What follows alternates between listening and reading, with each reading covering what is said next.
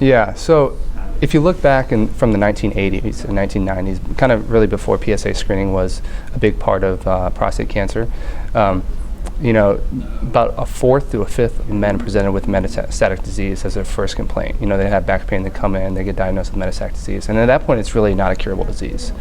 So it's a little bit unnerving, because if the primary care physicians or their guidelines are recommending not to screen for prostate cancer, you could potentially go back to those days where 1 in 5 men are presenting with metastatic disease, whereas now only about 4% of men are presenting with metastatic disease, and that has to be due to PSA screening.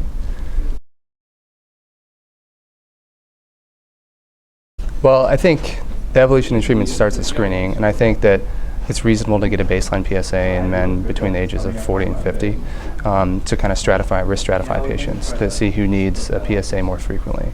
But in terms of treatment, the treatments are getting better every day. The surgical treatment's getting better. There's less morbidity associated with surgery.